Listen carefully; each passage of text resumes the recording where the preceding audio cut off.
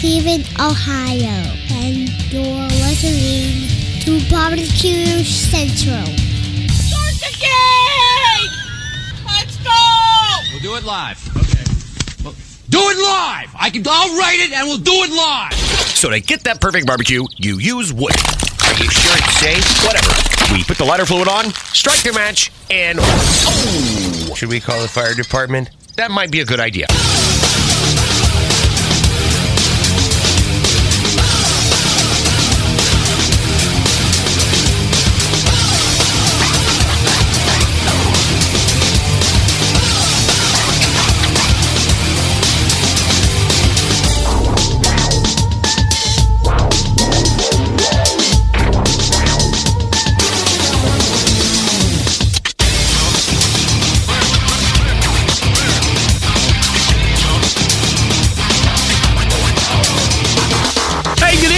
And welcome to the Really Big Barbecue Central Show. This is the show that talks about all things important in the world of barbecue and grilling. This show is originating from the Rock and Roll Hall of Fame city, Bomb City, USA, Cleveland, Ohio, the barbecue capital of the North Coast. I'm your program host, Greg Grippy. Happy to have you aboard here on your Tuesday evenings live fire fun and frivolity show. If you would like to get in contact with the show this evening, or better yet, follow the show during off-show hours, here's how you do all that. You can get in touch with the show by sending an email to Greg at thebbqcentralshow.com. Follow us on all the social media channels at BBQ Central Show. And be sure to subscribe to the show podcast feed on your favorite podcast platform. Anything else you want to find out about the show can be found at the main website, thebbqcentralshow.com. And here's what's happening in case you get the newsletter. Coming up in about 12 minutes from now, one of the most recognizable faces and names in the live fire industry, especially barbecue and Texas barbecue, our pal Aaron Franklin from Franklin Barbecue will join us. A number of other things. I just learned something about Aaron an hour ago. Blew my mind. I don't think he's even down to talk about it. Doesn't want to promote it. Started asking him questions, follow-up question after follow-up question. He's like, blew my mind, let's just say it in that way. And I don't think I can bring it up. But if you ask me about it after the show, I might be able to tell you. So Aaron Franklin for one segment. And then we will be joined 35 past the first hour off of a little bit of a layoff. Our Barbecue Central Show's official fast food review expert, our pal Bill Oakley, will stop by. Play a little catch-up there. He's got a barbecue event that's going on in October that he'd like to start promoting. So stay tuned for Bill Oakley. That'll bring a close to the first hour. We move to the second hour. I had somebody scheduled. They weren't able to meet their time commitment, so I am backfilling with the longest-running embedded correspondent, that being from Texas, and the guy who was in the midst of a little bit of a meteoric rise in popularity. So we're going to keep tracking it. Last one was in March. Doug Scheiding, Rogue Cookers. We'll see how that goes. I have an open segment planned as well with a couple hot takes and other things to get you updated on. So we'll see how Doug's segment goes and what time we have left to fill. I have some things to give away. Not the least of which might be the Oh Mommy that Matt Osmond gave me month ago or whatever it was. Tried it on steaks for the first time over the weekend. Winner, omame on my steak for dinner. It was really good. So thanks to Matt once again. Trying it on a number of things. So that's how the show's laying out. Aaron Franklin, Bill Oakley, first hour. Big first hour. And then Doug Scheiding in the second hour. Big second hour as well. Don't forget you can follow me socially, Instagram, the Tweeter, TikTok, Snapper Snaps, and the LinkedIns, all with the handle at BBQ Central Show. We say good evening to those of you watching through one of our video streaming platforms. You can go to facebook.com/BBQ Central Show or the twitters.com YouTube.com/BBQ Central Show, or you can also watch on the YouTubes, which is youtube.com/@BBQ Central Show, where we have a new YouTube poll question of the week. And we're asking everybody this because it was such a hot one last week. During the embedded correspondence, I'm asking you, do you remove the membrane on spare ribs? And currently 94% of you are saying yes, you do. 6% of you are saying no, you don't. So a lot of us are spending the time to remove the membrane off of the spare ribs. By the way, as I had just mentioned, the umami rub, taste tester Steve was in, of course, Maddie's boyfriend. He said, yeah, those steaks turned out great, 100%. Very happy with the way they turned out. And I didn't go full on, everybody's going to taste it whether they want to or not. I know Steve, tad bit of an adventurous eater when it comes to the spices and the seasonings. Gals, a little bit more, I know what I like. So I did one side with umami, put them in the sous vides, did them like that. So Steve and I got to enjoy some of that. He said they were good, as he just talked about there in the instant chat. So always appreciate Steve's palate when he stops by the house for some eats. Results from the poll question of last week. Joe Martinez is really Martin Martinez. Very close. 56% of you think indeed Joe Martinez is Martin Martinez.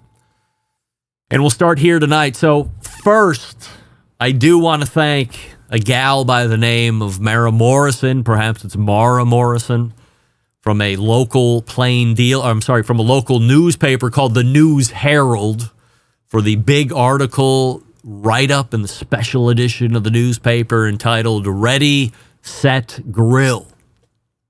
Most of the supplement was done with other reporters interviewing barbecue restaurant owners for some barbecue advice and tips and tricks. And around here, that's questionable information for the most part.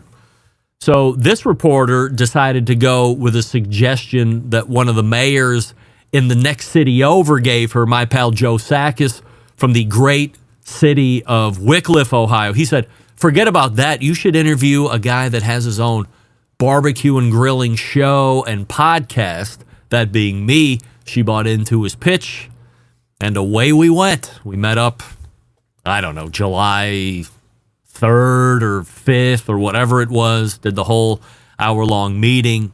Nothing new to the fans of the show.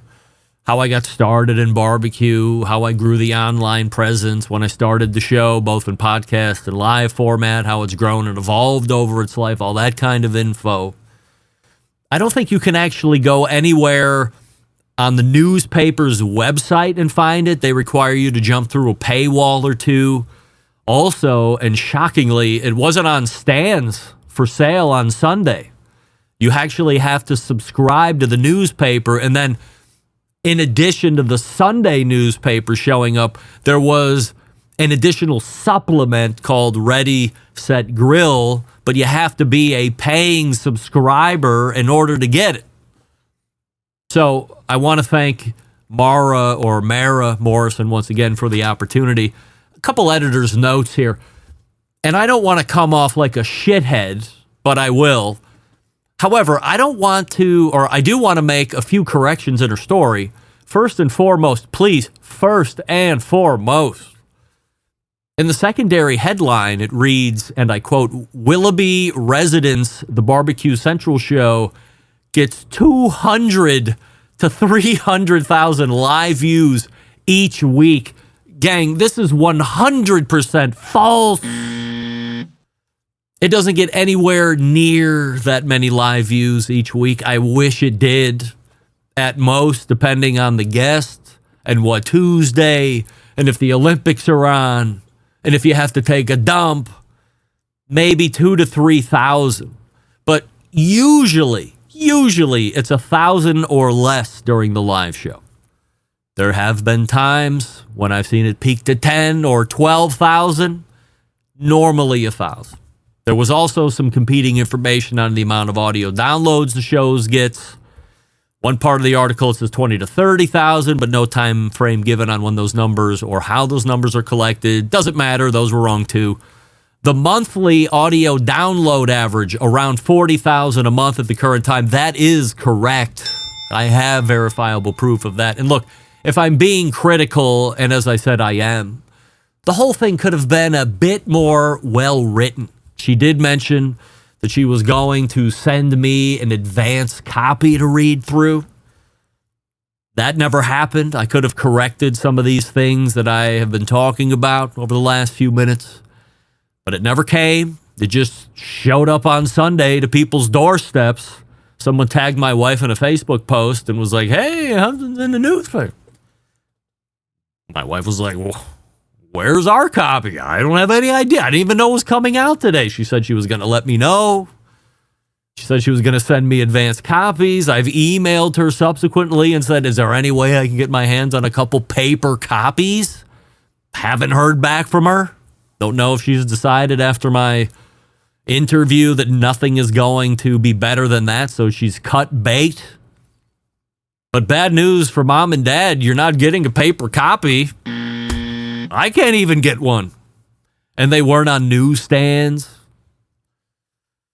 The writing a little disjointed, all in all, if I'm being critical, because I do fancy myself a bit of a creative writer. I write a lot of the reads and a lot of takes and all this other stuff. Outside of that, though, always so grateful and so happy to get the show some extra exposure, which it deserves. Not me, the show. The show deserves all the credit, all the exposure.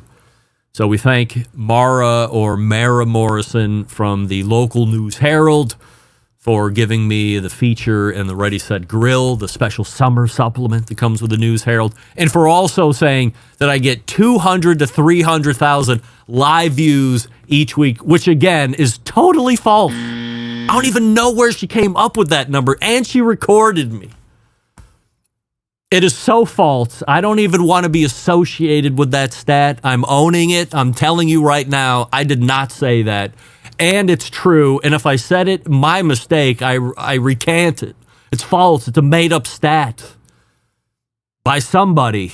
And I don't think it was me, although I can't be 100% sure. But believe me when I tell you, I wish. But indeed, if I got 200 to 300,000 live views a week, I might be fourth or fifth just to Joe Rogan. I would be one of the top 10 or 15 podcasts of all time. It's not the case. But anyway, thank you, Mara, no matter what. Plus, great picture of me with the suit. I was headed into work, so she caught me in a good dress day. And no, you can't get your hands on any extra copies if you live here locally, because I couldn't get my hands on any copies Sunday when I was perusing through all the gas stations, pharmacies, and any place else that was open in the morning on Sunday. That's all right. Aaron Franklin is ready to go. Before we get to him, let's talk about the Members Mark Gas Grill, which you can find at your local Sam's Club store. Imagine a gas grill that offers precise set temperatures from a slow-cooking 225 to a sizzling 450 degrees. You have an oven. You have no plug-ins. You have no battery packs, nothing like this. Is this magic, is what you're asking? Indeed not. It's all in the gas valves. Think of it as your grilling genie. Effortless.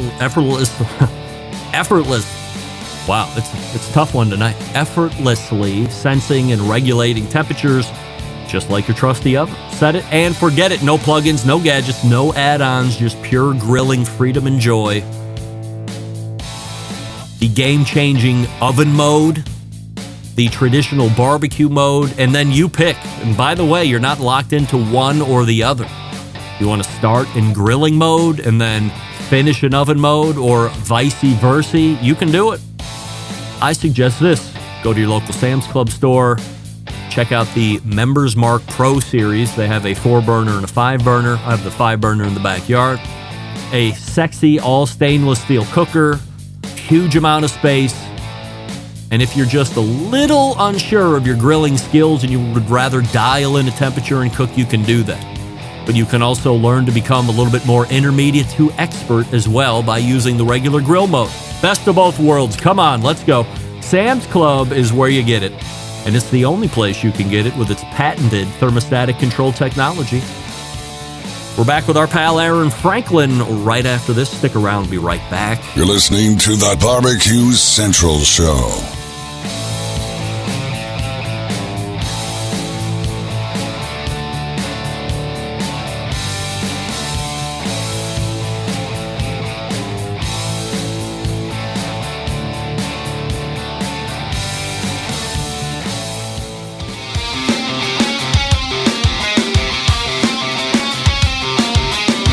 Broadcasting live from the Barbecue Central Show studios in Cleveland, Ohio. You're listening to the Barbecue Central Show. Once again, here's your host, Greg Rempe.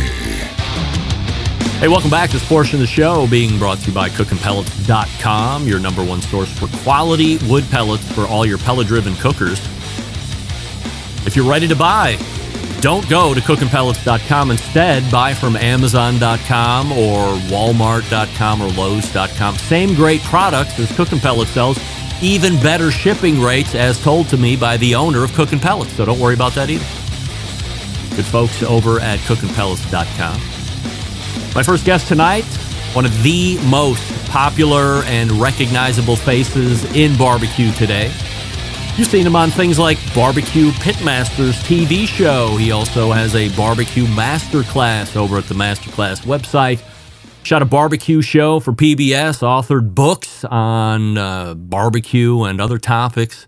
He is a 2020 Barbecue Hall of Famer, and most importantly, a 2018 Barbecue Central Show's guest Hall of Famer. We are, of course, talking about Aaron Franklin. Aaron, we have a YouTube poll question of the week that we're asking everybody watching through YouTube and all guests. Nobody better to ask. Nobody better to ask than you on this question.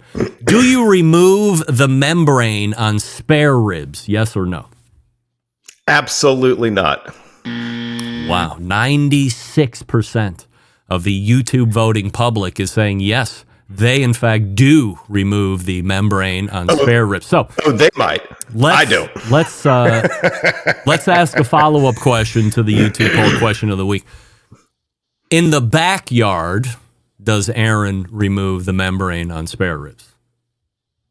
Nope. No. All right. So why not? I mean, there seems to be a large fascination with removing membranes on both the baby back and the spare ribs. I did a big eight rack of spare rib cook a week ago this past Saturday, and I was looking at them. I was like, holy shit, am I really going to remove the membrane on all 8 racks? And then 5 hours later, I was done. And I said, maybe I'm never going to do that. So I put it to the embedded correspondence last month, and now a guy who's both doing it in the backyard, but of course doing it commercially with Franklin Barbecue. Why not? Well, I said the same thing to myself a long, long time ago. And when you're in a restaurant and you get there at midnight to cook 50 to 72 racks of ribs, there is no way I'm spending that kind of time pulling off the membranes. And also kind of what I learned, I could talk for hours about this. I know we don't have a ton of time. But so like, and I don't really do baby backs. You know, we do full spares at Franklin, and I prefer spares for sure. Yep. But the flavors that I'm trying to get on the ribs totally penetrate that membrane. And I like to cook my ribs as almost overcooked as possible. And when you're taking something that close to the edge, it's nice to have that membrane intact to help the rack kind of hold together. Because otherwise, you got shiners, you got bones kind of poking out and stuff. And it just doesn't really matter. I've cooked them both ways so many times. And you know, if you're cooking ribs to full tenderness, I don't think it matters that much. There is a large belief amongst live fire cooks that leaving the membrane on is some type of a flavor penetration inhibitor. Do you find that to be the case? No, because the good smoke particles that you want, like from a clean fire, are water soluble, which means they'll penetrate protein. Man, I can't talk either. So in that, you know, obviously that membrane is water based, so it's protein. So the flavors are going to go right through. Salt's going to go right through. I mean, yeah, it's fine. It's paper thin. When you're talking about cooking a rib to total tenderness in a restaurant setting, do you jam a thermopen in there? Are you looking for readings, or is it what's the gauge for you? Is it just time because you've done it so long? It's all by feel. Yeah. So, at Franklin, we'll do about 3.5 hours unwrapped, meat side up, get them looking pretty, about 2 shades darker than you want them to be later. Sauce them, flip them over, let them hang out for a minute, and then we wrap them up in foil with a little bit of sauce, a little bit of vinegar sauce, and then wrap them super duper tight. And we never see them again until they get unwrapped on the cutting board during lunch in front of guests. So that means you can't poke a hole in the foil because you'll lose the juices. You'll, compromise the whole package. So it's all by feel. And then you also pull it when you have about like half a rib left to get tender, because you have to, of course, figure out like your carryover and all that stuff. Franklin, But I will also say, yes. Sorry, you got me talking about ribs now. Please. The trick to cooking it that way, where you never unwrap them and like check, because you don't want to unwrap them because they'll steam out and stuff like that. You just kind of worked really hard to get all the juice and the liquid and stuff in that bag. But the trick is that you don't want to render really any fat or anything or dry out the meat until after you wrap. Once you wrap it, you can push the temps because you cook the fat out of the ribs and it mixes with the sauce. So it creates more of a confit kind of texture. So are you putting the ribs back on after you've tightly wrapped them in foil? Do they see the cooker again for a certain amount of time? Yep. They go right back on, and they probably stay on there for an hour and a half, something like that. Okay, and then you have like some type of a holding tank to hold the ribs. And that's where they would remain tightly wrapped until they hit the slicing board. Yeah, so we use warming cabinets. And you'll pull them off a little bit earlier, in the summertime, a little bit later in the wintertime, let them rest, let them hang out. And when they're ready to go, we just throw them on sheet trays and put them on a speed rack. And then from there, we wheel them into cabinet warmers for service. Why not indulge me? And we're going way off topic, of course, because that's what we do here on the show. Here's what I did for my big rib cook. And I hate to tell you what kind of a cooker I used, but I had both a Traeger Timberline, just because it has some decent capacity. I don't usually cook 8 racks of ribs, but we had a party going on that was a surprise birthday party for me that I didn't know about, and that's why I was cooking. And then I used my Primo XL, so 2 completely different flavor profiles, but I tried to do the same process. So we had the cooker running at 275, both of them. And then do my rub procedure. They go in, so meat side up, run it for about 3 hours, and then into foil with some butter, a little bit of honey, some brown sugar, the normal bullshit that you see. And then a non-measured amount of water, just a little bit to kind of soup everything up, I guess. And then as tight as I can, double wrap and foil back on the cooker for about an hour. And then I only unwrap one because I try and get racks the same, as close as I can. And I only unwrap one. If that one is where I want it, I assume that everything else is kind of in the general neighborhood. And then I'll hold them in a 150 degree oven, anywhere between 20 minutes to an hour or so after the fact, as we're starting to bring them out, slice them one by one. Is that a generally good operating process, or do you see some holes? Yeah, I have some comments. Yes, please. The first one is next time, or if we ever get to hang out again, around ribs, let me show you how to take a towel and actually feel your way across a rack of ribs and know exactly when it's done, so you don't actually have to open them up. There's a really specific feel, and I describe it in the books, but it's one of the hardest things for me to train somebody at the restaurant on how to do this, because you just can't tell somebody the words and have them figure it out. Like, okay, here, touch this, feel this. What do you think? And then like how to kind of collect the data. So I think that's pretty valuable to kind of like get the muscle memory a little bit. It's hard when you're not doing it like every day, of course. If you're doing it every weekend or maybe every other month or something like that, of course it's different. But there's a certain set of like criteria that you're kind of using your fingers for. And I think that would be helpful. And that was really the only thing. Did you let him rest before you put him in the oven? So they went from the cooker onto a sheet pan. I walked them in to the house. I let a couple sit out because I knew those were like my best racks that I wanted to showcase, and then everything else went into the 150 degree oven. Some of them sat in there for an extra 15 minutes. Some of them sat in there for an hour as we were working through them. So, yeah, I think, for me and ribs, I usually like to let them kind of just rest for maybe 30 minutes to an hour or so, depending on the weather, because I think they'll like reabsorb a lot of those flavors and a lot of the flavors that you like on a good barbecue brisket or rack of ribs or pork butt or something like that. A lot of that happens actually in the carryover and in the foil. Mm-hmm. Yeah, totally, for sure.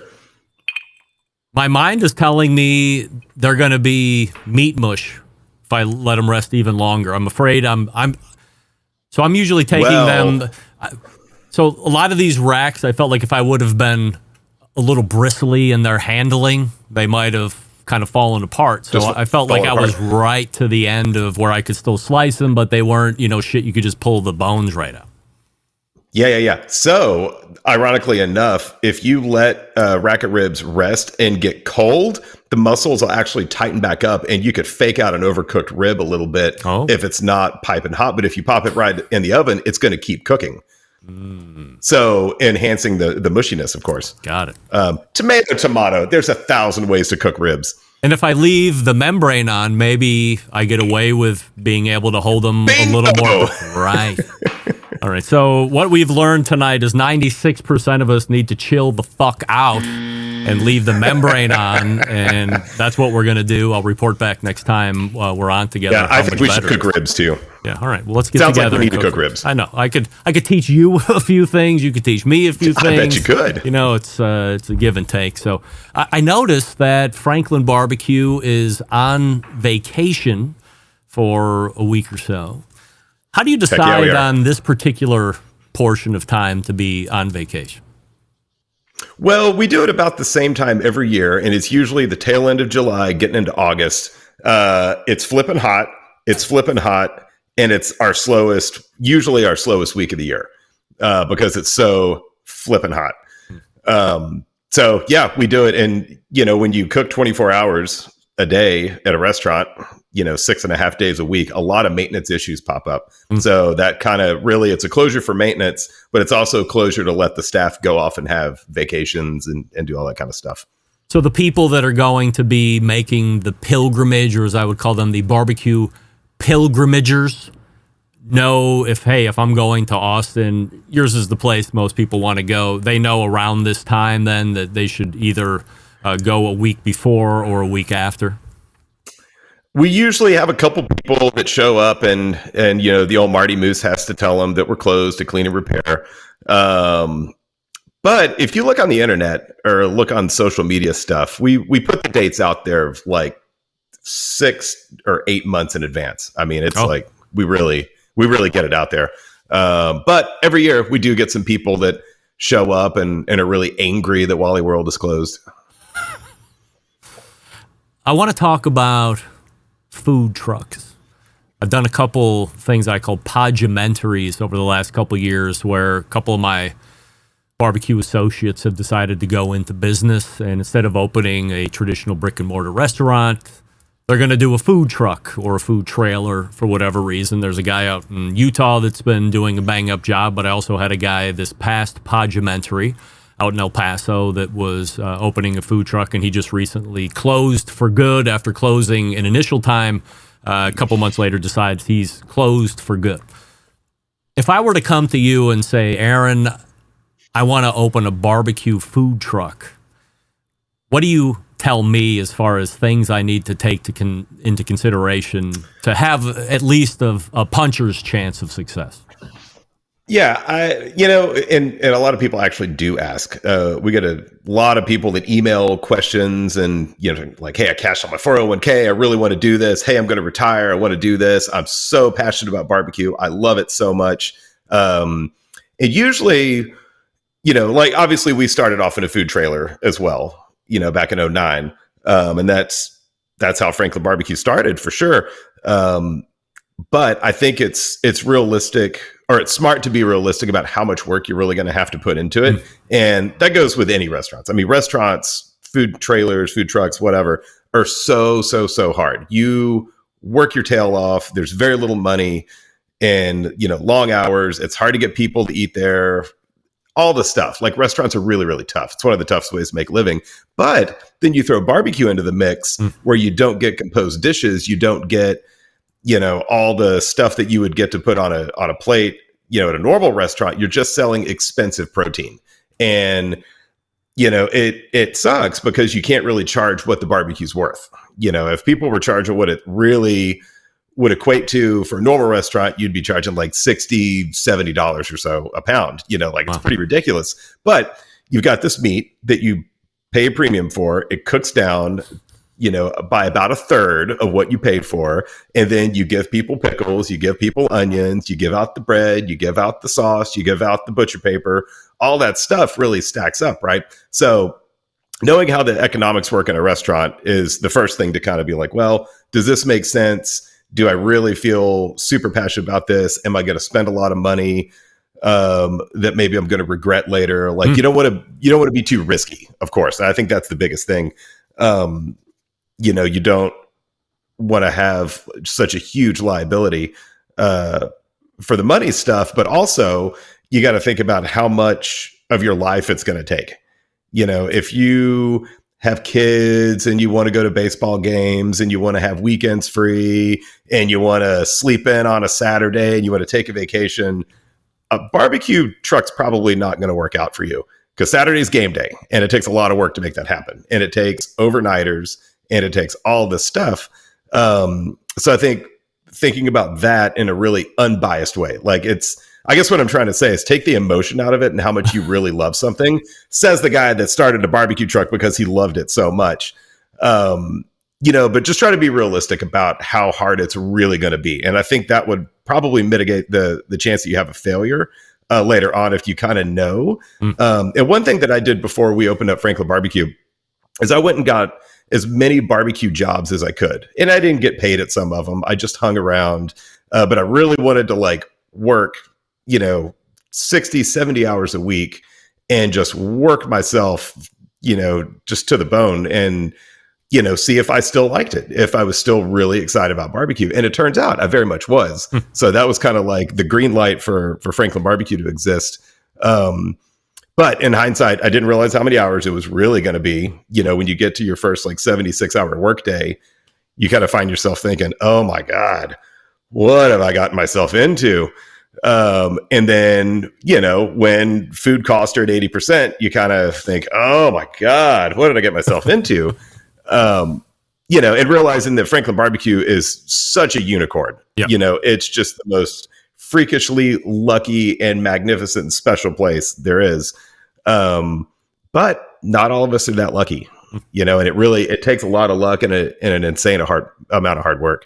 So I would say, for someone thinking about opening up a food trailer, don't spend your life savings. Go get a job, work at somebody else's food trailer for a while, and see if you really like it. And if you do still really like it, and you are still super passionate about cooking barbecue or anything else, go for it. Appreciate the insight on that. A lot of people are going to get a lot of value out of that. Before I let you go this evening, I do want to ask you about how the pit building side of the business is going currently. The pit building side of the business is going great. Yeah. We're building pits. Are you selling them? They're really awesome. What's that? Are they being sold? Well, that's what I was kind of setting it up for. But yeah, they're getting sold. Yeah, barbecue pits are doing good. We, post-COVID kind of times for cookers in general and barbecue stuff was pretty tough.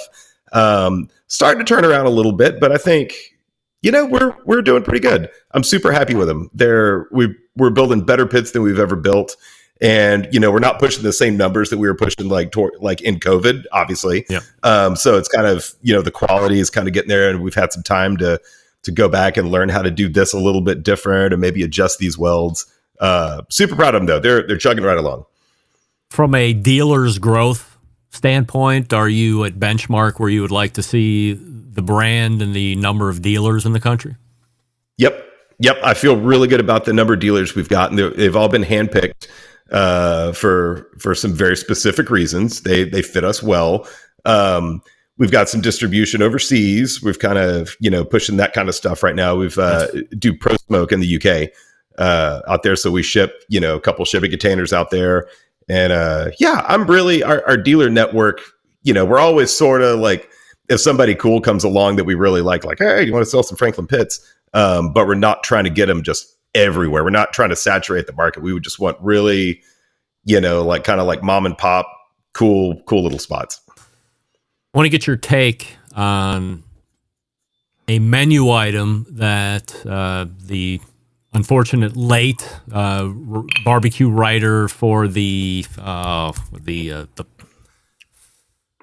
Post Express or the Chuck Blount. You remember Chuck by chance? That name ring a bell? I'm not saying the name of the paper right, but he was, outside. There are other barbecue editors aside from Daniel Vaughn, if people listening can possibly believe it. But Chuck was a very good guy, a good friend of this show. He was really keen on seeing barbecue restaurants across Texas, because that's where he's covering, having smoked burgers on the menu. And it was, now I know probably some do, but he said, this is something that's going to be a game changer, and every place down here is going to have a smoked burger on the menu. What do you think about that? I think they're great. They've been around for a really, really long time. They're super delicious. Leroy and Lewis is a place here in Austin does a really great burger that I like a lot.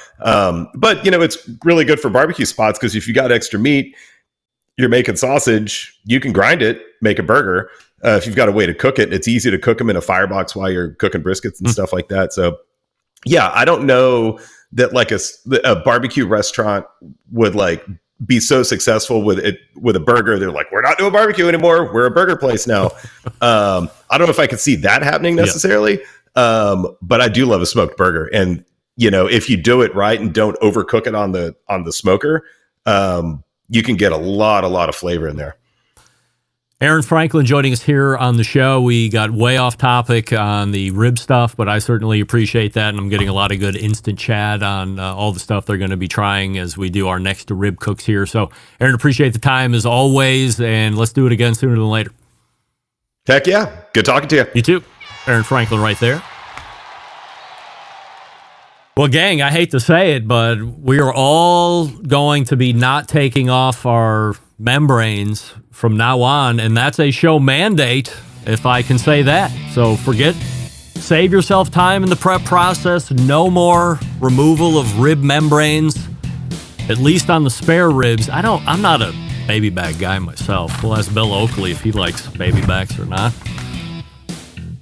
But I'm a spare rib guy, and I'm not doing it anymore.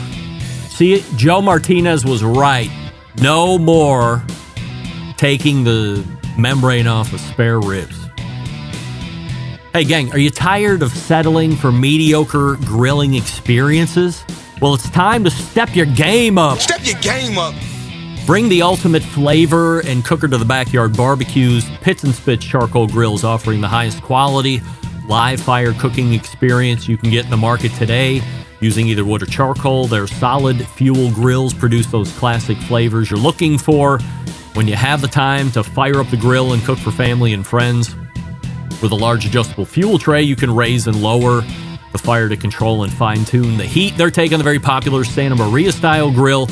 Check them out online, pitsandspits.com/BBQ Central Show. That's Pits and Spits, all spelled out with the double T on the Pits and the Spits. Use promo code Charcoal Central, all one word, Charcoal Central, for $150 off any charcoal grill that they're selling. Once again, it's pitsandspits.com/BBQ Central and promo code Charcoal Central to save $150 off any charcoal grill. We're back with the Bill Oakley. Stick around, we'll be right back. You're listening to the Barbecue Central Show.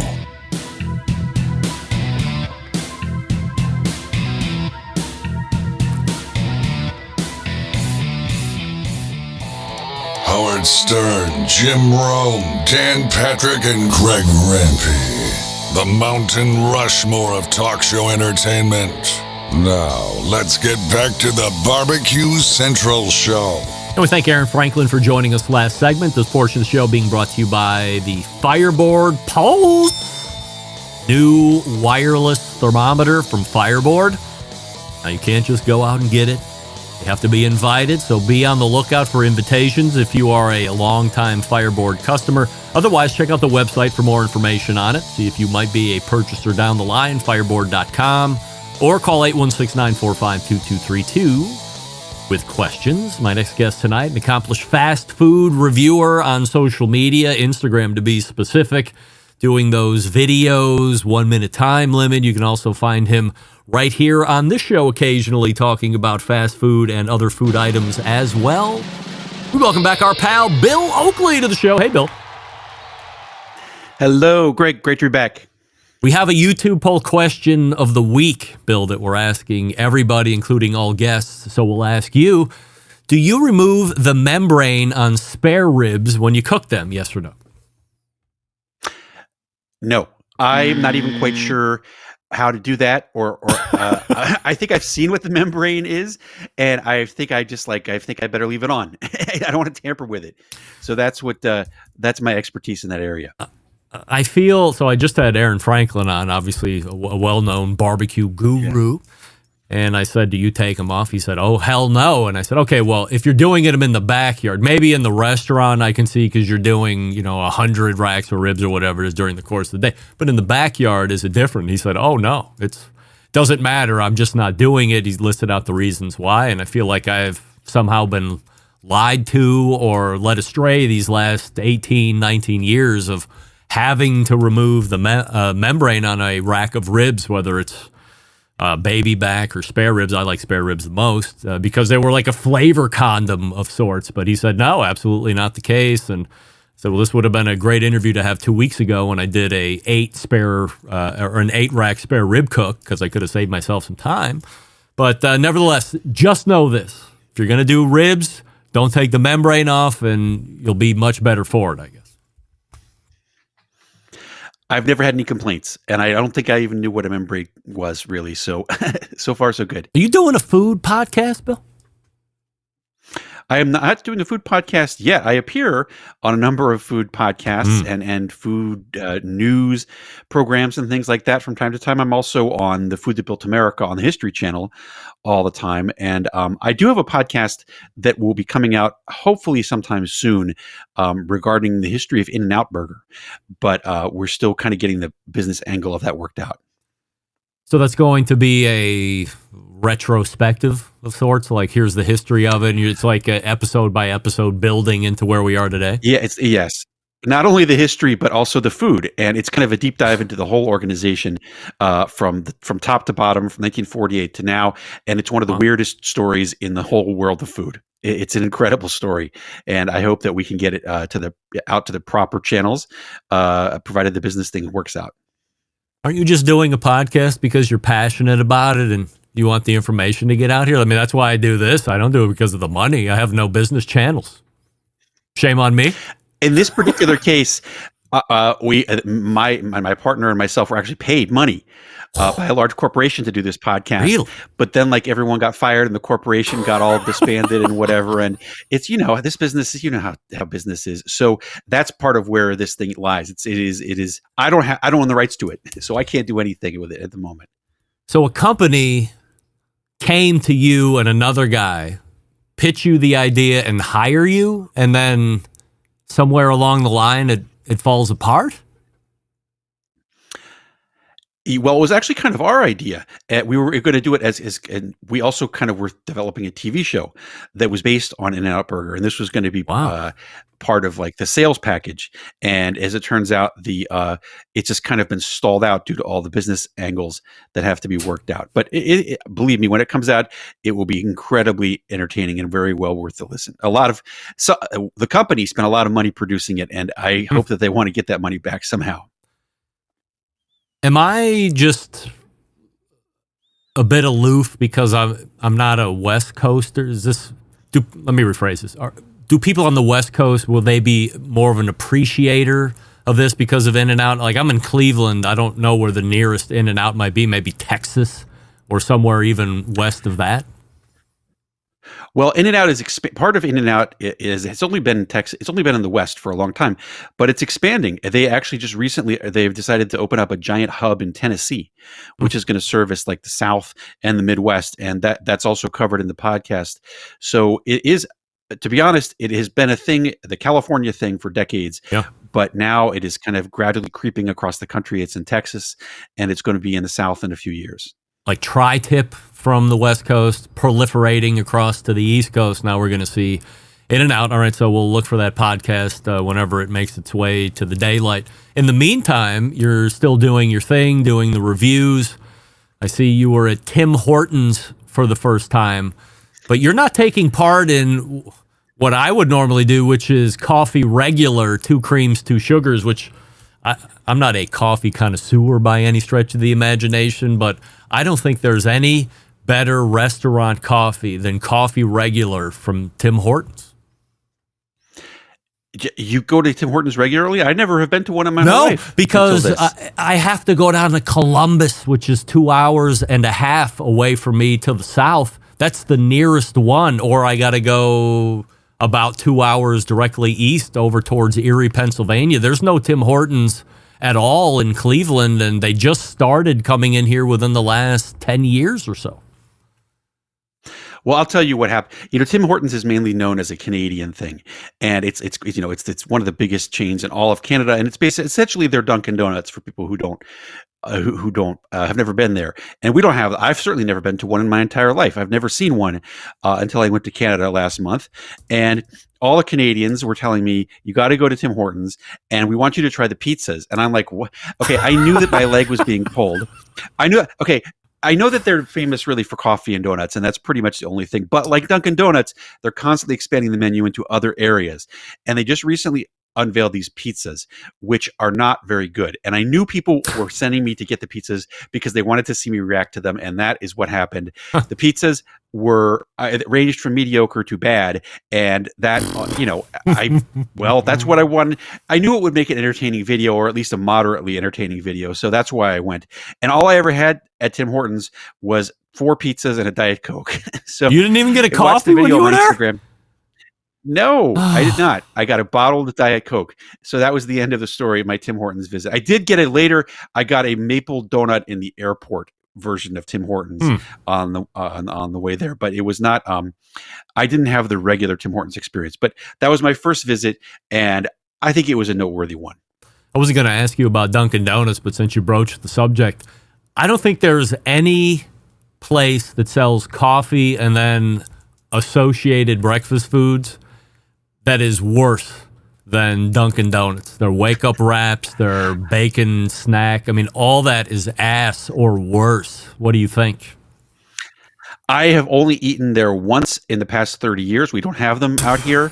And I think I ate at the one, I got a sandwich or something in either Penn Station or Grand Central Station in New York when I was there one time. And it was real it was unmemorable. Yeah. So I can't really go into a deep dive on Dunkin' Donuts. Yeah, my youngest especially is a huge wake-up wrap champion and supporter, but I've tried them, and I've tried a bunch of stuff through there just to see, because I was like, wow, this is bad. I wonder if everything else is bad, so I'm foolishly wasting money. And everything is worse than the next. And by the way, I don't know when they decided to take a shit on their quality of donut, but they are some of the worst donuts that I have had over the last 20 years, and they used to be the best. Like when the guy did the TV commercial with time to make the donuts, and he's in and he's out and he's in. I think they were really making them at that point, but at some point they started trucking them in. They're held in, I think, refrigerated coolers and just brought out to defrost. It's a sham. The bigger that these chains get, the more they have to please Wall Street. And that always involves cutting costs and crapifying everything. And it's very rare that a company will continue to get bigger and everything will improve. Actually, that's one of the things about In-N-Out Burger that's interesting, is it's still privately held by this incredibly strange family. And so it doesn't have to answer to Wall Street, which is one of the reasons why the food is consistently good there, except for the French fries. 2024 finds Bill in Chicago at the National Restaurant Association show. What are you doing there? I love I went last year as well, and I love it. This is like, I don't know how to describe it. I guess it's a Coachella for food people. Okay, it's like it's enormous. Okay, fortunately, I'm able to get in as press. I'm sure you could get a press badge as well. Should I go? And yes, you'll love it. And I mean, it's interesting. It's a huge combination. It's first of all, it's in McCormick Place in Chicago, which is enormous. Huge. Yeah. There's 3 halls, each filled to the brim with stuff, all sorts of things. Like first, there's maybe a third of it is like restaurant equipment, like the latest robotic grill or whatever. But then it's also like things that restaurants might want to use, like Coca-Cola or Heinz and Kraft mayonnaise and things like that. And then there's also just other things, everything related to restaurants from all around the world. There's a whole section of like Chinese food manufacturers, Italian food manufacturers, and there's free samples galore. Like it's delicious. It's incredible. You could fill up 6 times a day. And so basically I just like to go there and I like to see what's available, what's new on the horizon, what new things Heinz is getting me to see, for example, trying out food. I got to try a Korean fast food chain that's going to be opening in Los Angeles. And for example, things like that. And I also got to meet a lot of people from some of my favorite foods, like several hot sauce brands that I've loved for years, such as Zab's and Clark and Hopkins. I got to meet the people behind them, and maybe we'll do some sort of collaboration online in the near future. So I recommend it. You can go and, the bar for getting a press credential for this is not that high. And I think many of the people who listen to you and also you could easily get a press credential, and you go and you'll have a blast. Anybody that wants to go to the show next year, it sounds like Bill's probably making plans to go there. So we should all get up there together. Chicago, only 5.5 to 6 hour drive for me, depending on traffic. So hop, skip, and a jump. If you want to go, just let me know, and I'll set you up as Barbecue Central Show executive producer title, and that'll help you get a media credential. And we never have to see each other if we don't want to, but if we all want to do a little meetup or something like that, we can meet in one of the many halls there and do that in 2025. So we'll put that on the dock. Barbecuing equipment, barbecuing supplies, and that kind of thing is very well represented at this convention. Bill, are you satisfied with the newly released $5 McDouble meal at McDonald's? Yes, I think that's totally fine. It's not composed of things that I would normally get, but I think I do think it is a pretty good deal. I mean, from my recollection, it's either a double cheeseburger or a McChicken, fries, a 4 or 6 piece McNuggets, and a drink for $5. Yep. I think that's pretty good. Normally I don't get those items, but certainly for a budget conscious person, that's a great deal. Now, the thing about this is, remember what that is trying to get you into the store. Yep. If you go into McDonald's, they want you to drive to the store to get that and then order a $6 mochaccino type thing or whatever on top of it. So keep in mind that what it really is a thing to get you in the door and make you tack on other items, or bring your kids along and they're going to want ice cream and they're going to want McFlurries that are like $4.99 a piece. So you got to watch your wallet when you go in the door. What's your favorite McDonald's item? It is the quarter pound. Okay, well, I don't want to take the whole show. I could spend an hour and a half talking about McDonald's, its shortcomings, and some of the things I like and don't like about it. Maybe we can have a whole special episode about that. Right now, and for the past 2 years, it has been the Quarter Pounder Deluxe. You'll recall that a few years ago, they switched to having the Quarter Pounders used to be frozen. Yeah. In 2018, they switched to having them be fresh beef, and there is an improvement, a noticeable improvement. The Quarter Pounder Deluxe is the one that is a quarter pounder with cheese, with lettuce, tomato, and mayonnaise. And I say that that's the best nationally available fast food burger there is. You can get it all, from sea to shining sea. Now, it's not as good as Culver's, which we don't have here. I wouldn't say it's as good as maybe as In-N-Out either, but for the price and its easy availability, the Quarter Pounder Deluxe is the best fast food burger in America. I don't know if it happened or if it was a nationwide rollout or not, but did you see that Arby's released potato cakes for a limited time? I did see that, and I've never had the potato cakes, and I feel like I should try. You mentioned this before, and that I feel like maybe I should drive out there and get some. All the Arby's are closing. Like every Arby's near me, it seems to be going out of business, and then they closed that famous one on Hollywood Boulevard with the giant neon cowboy hat. Yeah. Like last month too, and I have a serious concern that Arby's is closing up shop. Because I love Arby's. I'm not ashamed to admit it. I think that all their I love that they have an unusual menu filled with all sorts of stuff that you don't get at other fast food places that's generally pretty good. And they got those sandwiches, the market fresh sandwiches. Mhm. I love the roast beef and cheddar. I love their crinkly fries and their curly fries. So like I feel bad that they seem to be closing up shop. That has to be a West Coast thing because Arby's out here in the Midwest and East Coast thriving. I see new locations being Good. built Okay, on well- the regular, so that just must be a pocket of location that is experiencing a little distress. Or maybe they're just the older locations that they're going to knock down and renovate. That could be it as well. Bill, spoiler alert, if you get there before they recapture the potato cakes, it ain't that good. They're not that good. I mean, okay. I was never a Then I'm not fan when gonna they drive were all the a way to regular menu item. Now, that being said, and it's a divisive topic in the house, my wife, a huge potato cakes fan. In fact, when she saw they were coming back out, it was like, we got to get Arby's tonight because the potato cakes are back. And I'm like, well, they got rid of the piece of shit. Why are they bringing the piece of shit back? It's almost like when McDonald's brings back the McRib every year and then they fish it out and then they take it back and they realize they had a great marketing ploy to pull on those chumps every year. So maybe this is what the potato pancakes turns into as years pass from now. It could easily be. And I think that a lot of that has to do with like the distributor has a warehouse full of these things and they're going to cut the price by 10% if you buy them now, and I'm sure that's how Burger King operates too. You making money on the Instagram videos at this stage? Well, I think, I should say that I probably make almost $9 a month on the Instagram videos. Really? So, enough to go to Arby's and get some potato cakes.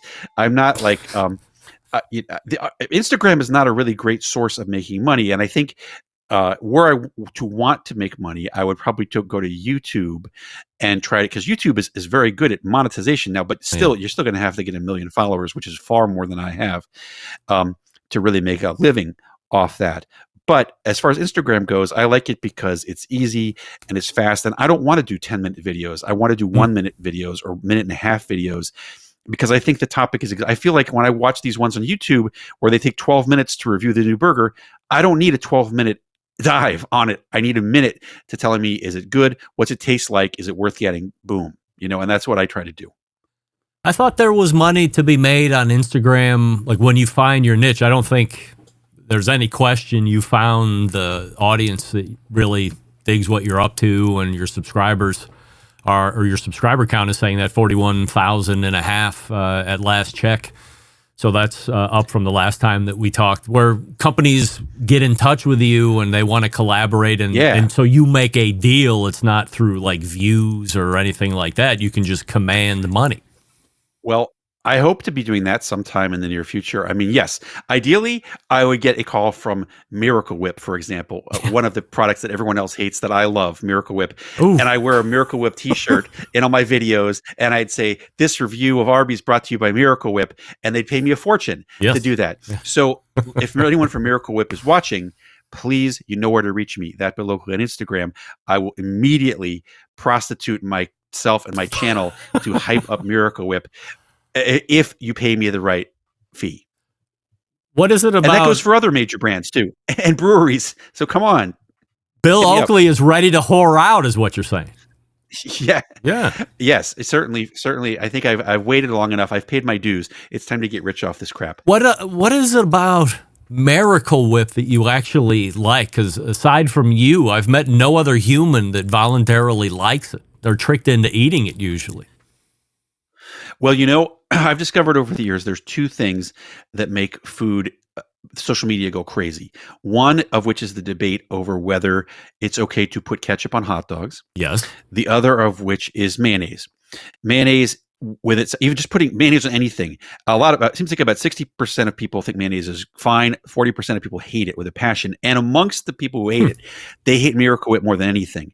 I would say only a tiny fraction of the audience of any group likes Miracle Whip, and I am among those people. I like that it's a little sweeter, and honestly, there's other brands of mayonnaise that come close, like have a little bit of sweetness, like Kraft mayonnaise does, and so does Blue Plate, which have just a slightly light, sweeter angle, which I like that in things, and it's also perfect on certain things. It's not good necessarily like on a sandwich where you want to taste the meat, but it is good in things like, I don't know, tuna salad or whatever, stuff like that. So it has its place, and I always it raises my hackles when people start crapping on Miracle Whip. So anyway, they should be funding my Instagram. Is the point of this conversation? Have your hackles be raised a little bit more. It's not mayo; it's salad dressing. It's not. You know what is mayo? It's Miracle. It's the reason it's a Miracle is it doesn't even eat eggs, and because it was invented during the Depression. This is one of the things I learned on doing Food That Built America. Yeah. If I recall correctly, it was invented during the Depression when eggs were at a premium, and also they couldn't be. So egg products couldn't be stored that well because refrigeration was not commonplace. And Miracle Whip gave people kind of a mayonnaise type of spread that didn't require eggs or extensive refrigeration. And that was why it took off and remained popular when a certain quarters to this day. Could there ever be a collaboration between Bill Oakley and the snack daddy, Stefan Johnson? Of course. I feel like we probably have a lot of crossover in terms of things we're interested in. Do you know where he's from? I don't, but I know I've seen Snack Daddy online. Cleveland! He's from Hey! Cleveland. Do you know how good of friends we are? How good of friends are you? We're not any friends. I don't understand it. We're right here. We're Okay, probably well- within 15 minutes of each other at the most. And I can't get this guy on the show to do a barbecue review or to talk about Cleveland food. But I guess when you hit over 1 million subscribers on all your platforms, you forget you came from the 216 like your pal Greg Rempe over here, and I'm sniffing hind teat for whatever reason. But if I could ever do it, as long as you're open to it, I'll make the connection if I can. For sure. I'd be up for it. Absolutely. Tell me about this barbecue event that's coming up in October. All right, this is exciting because I've been one of the things that I want to do in my new career as a food influencer is have live events where people, ticketed events where people come and there's a menu that is made up or partially made up by me, and then I tell humorous stories, throughout the evening and whatever, and make it a generally amusing event. So I met. When I was in Austin last year, I was introduced to Bill Dumas. I'm not sure if you know him or if he's been on this thing. The Sausage Sensei. Yep. Has he been on here? Not as a guest, but of course I know Bill. Yes. He's the Sausage Sensei, and some say he is the most well-regarded sausage maker in the nation, especially in the Texas barbecue scene. He was in residence at Brotherton's, and he has since moved to Schultz Pizza Room in Seguin. So Bill and I have become friends, and we decided to collaborate on a ticketed dinner that we're going to have at Schultz Pit Room outside of San Antonio in October. And the menu, we kind of collaborated on the menu, which is going to be sausages and sausage dishes and sausage containing dishes that are inspired by various American regional specialties. Oh. So, for instance, you might have a Chicago-style hot dog sausage, or St. Louis toasted ravioli sausage, or things like that. It won't all be sausages. Some of the dishes will just be like, here's a pizza with sausage on it. But every one of the dishes will be, for instance, a Hawaiian loco moco sausage or something like that. A variety of dishes from around the country, regional specialties made into sausage or using sausage. And then there'll also be paired cocktails and also entertainment, such as it is provided by myself, being the raconteur of the evening about these items, telling you about the history of the Cuban sandwich or the Atlanta lemon pepper wings as we have the sausage, that type of thing. It should be fun. Where do we get tickets? We haven't gotten the tickets yet, but it will be if you follow either Bill, who's Sausage Sensei, or myself, that Bill Oakley on Instagram or X, formerly Twitter. We will be hyping the crap out of it, so you will know when the date is, and there will be a link to tickets and so forth. I hope that all your listeners can make it to Seguin, and it will be a memorable evening for sure. Late October. Outside of that event in Seguin, which I can't believe anybody really knows about, but there's a barbecue place called Burnt Bean Barbecue in Seguin, Texas. If you have a moment to go there, I'll make an introduction to the pitmaster, and it's easily rated some of the best barbecue in Texas and across the country, and it's in Seguin. I would love to go there, and I would appreciate the introduction. Thank you. We'll see how that happens. Bill Oakley is here, and if you're going to be or if you want to be in Seguin, Texas for his first ever event, then make sure that you're following him on Instagram at that Bill Oakley. 41,500 of you are already doing that. Bill, appreciate you coming back on the show. I will do my part to make sure this is a better recurrence as far as elapsed time since the last one, and always appreciate the insight. Thanks so much for coming on. Absolutely. Thanks very much, Greg. You got it. Bill Oakley right there. So let's go ahead and get caught up on the clock here. We're already past the first hour, which means abridged show open.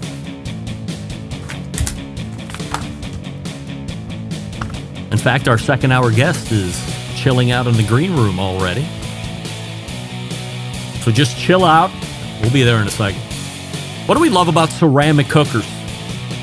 We love that they're fuel efficient, yes. We love that you can achieve low and slow temperatures for traditional barbecue meats, oh yes. We also love that you can get rip-roaring hot for the traditional grilling of steaks and other thin cuts. But what's missing? The ability to do true two-zone cooking. Two-zone cooking is very important to both professional and backyard cooks. It's the best way to manage a fire, cook with confidence. However, getting a two-zone fire in a round ceramic cooker isn't very realistic. You know why, because it's round. Enter Primo in the game-changing oval design. The shape gives you the ability to execute a two-zone setup that you desire. It also gives you the other ceramic grill benefits as well.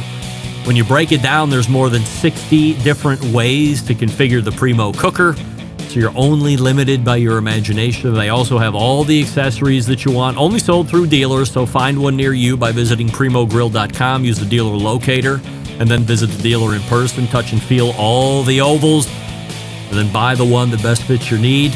You can follow them on Facebook and Instagram for further inspiration or to make your buying purchase. primogrill.com.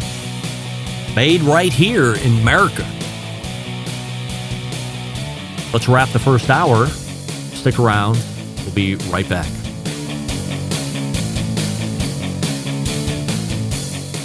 Continuing to produce incredibly mediocre content in an exceptionally professional way.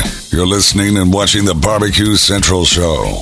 Once again, here's your host, Greg Rempe. And we thank Bill Oakley for joining us last segment at that Bill Oakley on Instagram. No website that I know about. He's got the Sausage Fest coming up in Seguin. Go to that event, and the day before, make sure Burnt Bean Barbecue is open. And then stop in there and get some barbecue that's going to blow your face off.